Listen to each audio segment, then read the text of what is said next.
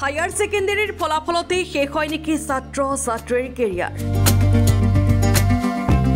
Doctor ইঞ্জিনিয়াৰে নেকি ছাত্ৰ ছাত্ৰীৰ শেষ হ'ব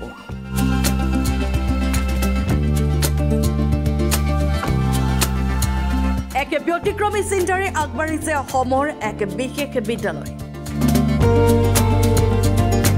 সংস্কাৰযুক্ত শিক্ষাৰে সংস্থাপনলৈ সুপৰিকল্পনাৰে ছাত্ৰ ছাত্ৰীক আগুৱাই নিয়া বিদ্যালয় উত্তৰ পূৰ্বাঞ্চলৰ একমাত্ৰ আৱাসিক শিক্ষা অনুষ্ঠান য'ত ষষ্ঠ শ্ৰেণীৰ পৰা স্নাতক মহলালৈকে আছে পাঠ্যক্ৰম ছাত্ৰ ছাত্ৰীৰ সপোন পূৰ কৰিবৰ বাবে এই অভিযানত জড়িত হ'ব প্ৰাক্তন IAS বিষয়া Swapnanil Barua doctor Mridul Hazarika ex vice chancellor Guwahati university Shivendra Singh UPSC faculty Delhi doctor Anjan Oja ex principal Chaiduar college doctor Bhubanananda Patnaik ex principal Rupahi college Nagaon য'ত ষষ্ঠ শ্ৰেণীৰ পৰা স্নাতক মহলালৈকে আপোনাৰ সন্তানক সফল কৰিবলৈ চলে প্ৰস্তুতি আজিকালি প্ৰতিযোগিতামূলক পৰীক্ষাত উত্তীৰ্ণ হ'ব লাগিব আমাৰ এই প্ৰস্তুতি সাধাৰণতে গ্ৰেজুৱেশ্যন লোৱাৰ পিছতে আৰম্ভ কৰোঁ সেইকাৰণে আমাৰ সফলতাৰ হাৰ ইমান নহয় এই সমস্যাটো ওৰ পেলাবলৈ আমি গহপুৰস্থ খলেঙিত শ্ৰীমন্ত শংকৰদেৱ শিক্ষা নিকেতন নামে এটি স্কুল খুলিছোঁ য'ত নৱম শ্ৰেণীৰ পৰা আৰম্ভ কৰি একেবাৰে ডিগ্ৰীলৈকে সৰ্বভাৰতীয় প্ৰতিযোগিতামূলক পৰীক্ষাবোৰৰ কাৰণে সকলোকে প্ৰস্তুত কৰি তোলা কাৰণ এই দীঘলীয়া প্ৰস্তুতি হ'লে এটা বৈজ্ঞানসন্মতভাৱে শিক্ষা লাভ কৰিলে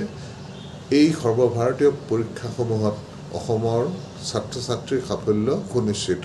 গহপুৰ শংকৰদেৱ শিক্ষা নিকেতনত সংযোজন হ'ল কলা শাখাৰ স্নাতক মহলা ভেটিটো অক্ষুণ্ণ ৰাখি প্ৰযুক্তিবিদ্যা মাজেৰে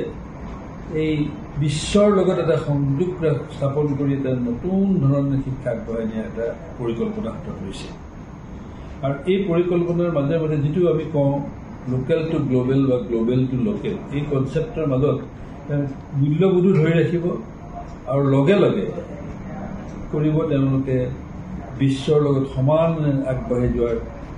এটা পৰিকল্পনা এতিয়াৰে পৰা নিকেতনত অধ্যয়নৰত স্নাতক মহলাৰ ছাত্ৰ ছাত্ৰীয়ে লাভ কৰিব শৈক্ষিক পাঠ্যক্ৰমৰ লগতে সৰ্বভাৰতীয় স্তৰৰ অভিজ্ঞ শিক্ষকৰ দ্বাৰা UPSC APSCকে ধৰি সকলো ধৰণৰ পৰীক্ষাৰ বাবে প্ৰণালীবদ্ধ পাঠ্যক্ৰম मैं शंकरदेव शिक्षा निकेतन के साथ जुड़ा हुआ हूं और वहां पर 8, 9, 10th के बच्चों को मैं वहां जाकर प्रेरित करता हूं कि वो UPSC की तैयारी करें क्योंकि ये करने वाला Sankardev Shiksha Niketan is the first one in whole of India पहला था जिसने स्कूल लेवल पर ये सोचा कि करे और मैं इसके साथ जुड़ा हुआ रहा हूं এই স্নাতক শ্ৰেণীত কেৱল মাত্ৰ স্নাতক ডিগ্ৰীটো BA ডিগ্ৰীটো লোৱাৰ ওপৰতে গুৰুত্ব দিয়া নহ'ব ছাত্ৰ ছাত্ৰীসকল যাতে ভৱিষ্যতে তেওঁলোকে কিবা এটা সংস্থাপন পায় তাৰ বাবে চেষ্টা কৰা হ'ব আৰু তাৰ বাবে ইয়াত সমান্তৰালভাৱে কিছুমান স্কিল বেছড বিষয় শিকোৱা হ'ব আৰু লগতে ছাত্ৰ ছাত্ৰীসকলক যাতে ভৱিষ্যতে প্ৰতিযোগিতামূলক পৰীক্ষাত উত্তীৰ্ণ হ'ব পাৰে তাৰ কাৰণে চেষ্টা ৰাখি সমান্তৰালভাৱে প্ৰতিযোগিতামূলক পৰীক্ষাৰ কোচিঙৰ ব্যৱস্থা কৰা হ'ব মই ডক্টৰ ভুৱনানন্দ পটনায়ক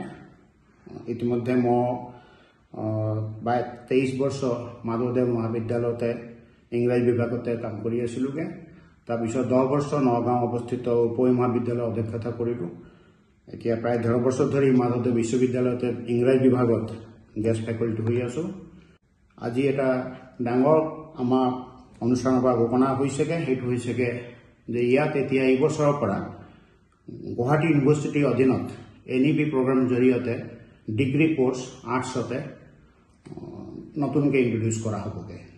লগতে আমি ছাত্ৰ ছাত্ৰীখিনিকে মোৰ যিটো অভিজ্ঞতা তাতে আমি পাই আহিছোঁ যে ইংৰাজী বিভাগতে বিশেষকৈ ছাত্ৰ ছাত্ৰী অলপ দুৰ্বল থাকেগে কমিউনিকেটিভ ইংলিছ ক্ষেত্ৰতেহে বেছিকৈ অসুবিধাটো থাকে অসুবিধা পায় আৰু তাৰ কাৰণে আমি স্পেচিয়েল কিছুমান পদক্ষেপ আমি ল'ম কমিউনিকেটিভ ইংলিছ স্পোকেন ইংলিছ আৰু ইংলিছ ছাবজেক্টৰ ওপৰত আমি যথেষ্ট গুৰুত্ব দি পেলাই ছাত্ৰ ছাত্ৰীক কেনেকৈ অল ইণ্ডিয়া পৰীক্ষা যিবোৰ আছেগৈ তাতে তাৰ স্তৰতে যেনেকৈ তেওঁলোক আগবাঢ়ি যাব পাৰে কোনো অসুবিধা নোপোৱাকৈ সেই প্ৰতি আমি চকু ৰাখিম কিন্তু আমি ইয়াকে সংস্থাপনৰ কাৰণে আৰু বিশেষকৈ চবতকৈ আল্টিমেট যিটো প্ৰস্পেক্টিভ সেইটো হৈছেগৈ UPSC ক্ৰাক কৰিবলৈ তাৰ কাৰণে আমি তৈয়াৰ কৰিবলৈ যৎপৰোনাস্তি চেষ্টা কৰিম বুলি প্ৰতিশ্ৰুতিবদ্ধ হৈছোগৈ। Bureau report Lakhimpur today.